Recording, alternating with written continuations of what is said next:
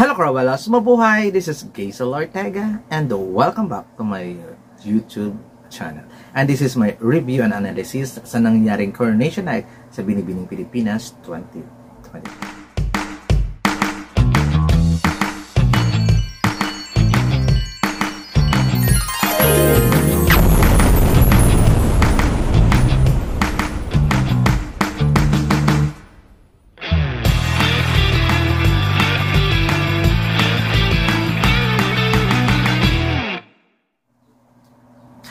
Hello! At syempre ngayon na magaganap talaga. Ngayon na magaganap ang aking review and analysis na nangyaring Binibining Pilipinas 2024. Kung ano nga bang masasabi ko, perfect nga ba, ingrande nga ba, bongga nga ba, pasabog nga ba. So, eto ang aking honest opinion sa mga nangyayari.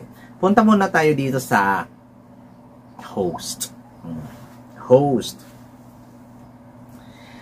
Catriona Gray, MJ Lastimosa, Kylie Versosa, Nicole Cordovez, Rufa Gutierrez. Ang saya-saya na kasi galing Miss Universe tong si Catriona, galing Miss World si Rufa, galing Miss International nga itong si Kylie Versosa, tapos Miss Grand naman si Nicole Cordovez at saka Miss si MJ. Saan ba nang galing?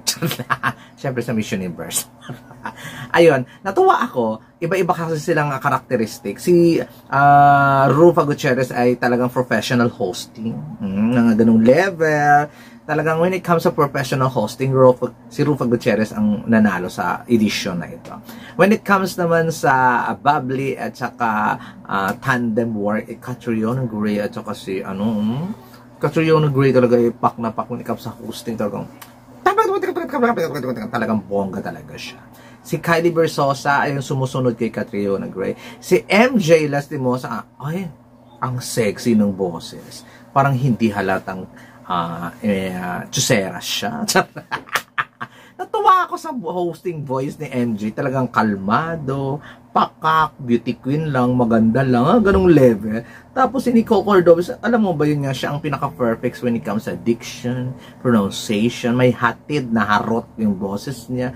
Mga ganon. Iba-iba sila ng characteristic when it comes sa hosting. Pero doon sa mga host, clap, clap, clap, champion. At saka doon sa mga girls naman na nag-host na, syempre may mga previous queens na natuwa ako doon ng bonggang-bongga. Natuwa ako na pinagbasa sila ng teleprompter. Mga ganong level. Punta naman tayo sa mga judges. Wala tayong mga problema sa mga judges. Grabe mga former queen. Pia Wurtzbeck, Andrea Rubio, Margie Moran, Gloria Diaz. Minsanan lang yan sa history ng Binibini mangyari. At nabonggahan talaga ako doon. Kumbaga, maraming hindi kilala doon. Si Pipi Sharma, kilala naman, syempre, alam yan. Alas Pilipinas, middle blocker, Pipi Sharma, di ba? Ganda, pwede maging beauty queen. Sumali ka kaya, be. Then, sa ibang mga judges, wala akong problema doon. All women judges. All women's. Ganun. So, ang saya, ganun. Tapos, punta naman tayo dito sa mga performer. Si Maki, TJ, SB19, Maki, TJ, SB19, Martin Rivera, Galibaneshan. Doon sa unang part, si Martin Rivera nag-opening, medyo boring, a little bit boring, to be honest. Kasi, pero, ano naman niya yun siguro na-represent niya yung mga 50s, 60s, 70s days, tapos, Gary Valenciano represent mga 80s, 90s, and early 20s days. Tapos SB19 kasalukuyan. Bongga yung mga pa-eksena, pinalabas ang queens, lahat ng mga nanalo sa Binibining Pilipinas, nanalo internationally, lahat na-recognize nila ng bonggang-bongga at ang saya ng moment na yun. Oy, grabe, ang saya-saya. Yun nga lang, wala doon yung mga ibang mga queens, but still, mang saya. Nandun si Madam Sham, si Sup Sup. Diba, kahit na, ano na siya ng Miss Universe Philippines, nandun pa rin siya. O diba, masaya lang ng moment. May respeto pa rin siya doon sa pageant na pinanggalingan niya. Doon ako natuwa ng bonggang-bongga. And then, punta naman tayo doon sa kung extravaganza nga ba ang ganong eksena. Wow, amazing. Yung nakakakilabot yung ganong part, yung pinakilalang lahat ng mga queens, nandun pinarampa lahat, maliban kay Miss Margie Moran Florendo, hindi rumampa kasi alam niyo naman, di ba, talagang kinabog, kabugan ni Melanie Marquez. Talagang when it comes to spotlight, alam, Melanie Marquez lang ang meron niya. When it comes sa kahit sino pang Miss Universe, ang itapat ninyo, si Melanie Marquez lang ang nag-iisang the Melanie Marquez. Wala tayong masabi, siya yun eh, Melanie Marquez, the amazing, the legendary Melanie Marquez. Siya yun, wala nang kakabog. Siya ang pinakumabog sa lahat ng beauty queen kagabi. Nilandian niya lang talaga. In-enjoy niya yung moment na kahit na matanda na siya, pak na pak when it comes talaga sa yung tablado, si Miss Melanie Marquez. Ngayon, dito naman tayo sa production, value, stage, etc. Punta naman tayo sa ilaw. Ilaw, kulang pa. Mga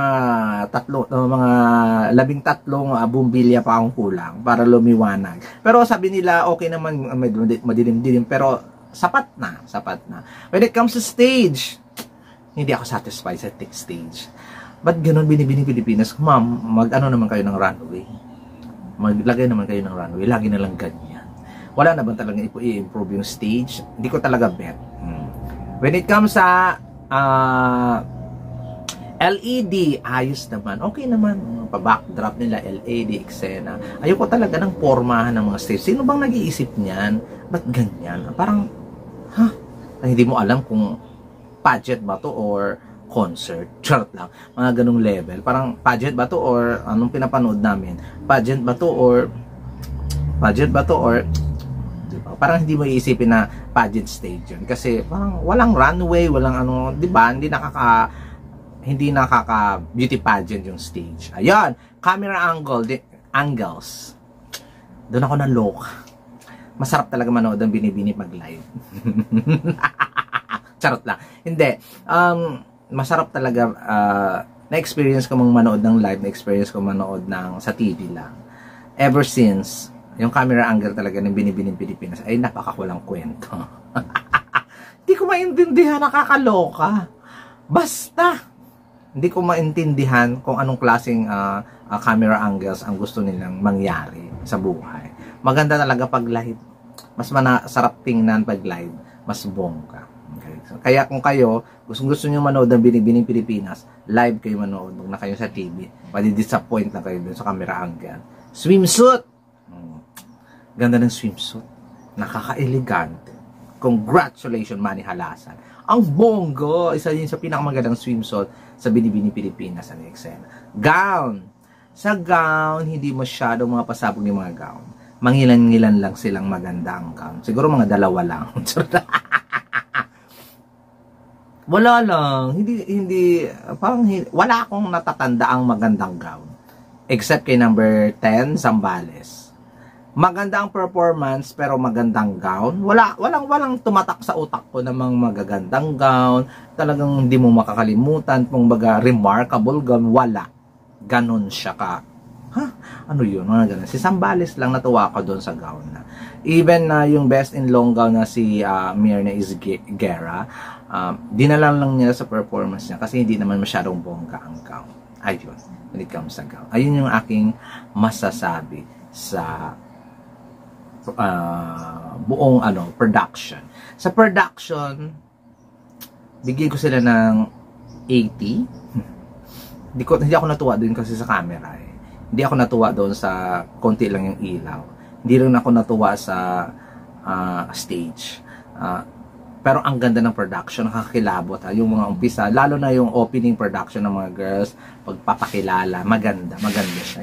Doon nagandahan ako doon ng bonggang-bongga. Pero sa stage talaga, hindi talaga, ever since talaga hindi ako fan ng kung sino man ang nasa production at kung sino man ang nag-iisip ng stage ng Binibini. Hindi talaga ako fan ng mga stage nila. Nakakaloka. Ayoko talaga mga ganyan-ganyan. Gusto ko may runway talaga na talagang ma-emphasize yung rampa, makita yung eksena, yung kembot. Alam mo yun? Yung hindi. gusto kong maghanas kagabi, kaya lang ayoko lang talagang salita ng mga masasama. Kaya dito na recorded na lang para ma-filter ko yung sarili ko. Kaloka. Ayun. As a whole, binigyan naman tayo ng magandang beauty pageant ng Binibining Pilipinas. Binigyan tayo ng mga nakakahindik-hindik balahibong mga resulta. Charot lang. Hindi, binigyan tayo ng magandang production, to be honest. Bigyan ko sila ng 85%. Passing rate naman talaga yun. As sa whole ha. Pero 100% talaga yung judges, yung host. Perfect yun eh. Walang problema doon sa mga judges. Performer, perfect. Doon sila bumawi. Sa judges, sa host, sa performer. Ayun. Pero the rest, I'm so sorry. Hindi ako natuwa. So, binigyan ko lang sila. Overall, grade ko kanina 85%. Sa akin lang yun ha. Sa opinion ko lang yun. Ngayon, punta naman tayo doon sa mga, ano ba tawag dito? Sa mga winner ba tawag doon? No, hindi. Sa mga top 15 finalists.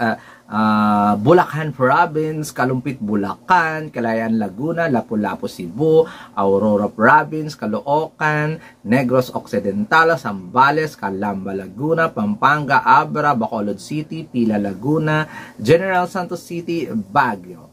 Q&A. Puriagaba sa mga memoryadong Q&A ng mga girls. I'm so sorry, pero ko ang gaganda nga ninyo Binibini. Bakit ganun yung mga Q&A ninyo? Kung hindi sabaw mo, palabok. Kung hindi palabok, ay, naku, memorize. Basta, ba't ganun? Trademark na ba yan ng Binibini? Ang mga wala talaga. Wala talagang ka-impress sumagot. Maliban na kay kay Pampanga, at saka si Abra, hindi rin ako impressed sa sagot niya. At kay Cebu. At kay sino ba ito? Zambales. Parang tatlo lang sila na gustuhan ko sumagot. Si Pampanga, Cebu, at Zambales. Tapos, pwede rin si Pila Laguna. Pwede rin. Halos, parang mga rehearse na yung sagot. Parang, Diyos ko, ang gaganda ninyong girls. Ba't ganun? Naluloka ako. Ayun na yung mga eksena ko doon sa mga pa-Q&A ng Binibining Pilipinas. Ayan, punta na tayo dito sa result ng winners. Second runner-up, Tricia Martinez ng Pila, Laguna. I predicted na siya talaga second runner-up kasi ang dami talaga malalakas for today's video.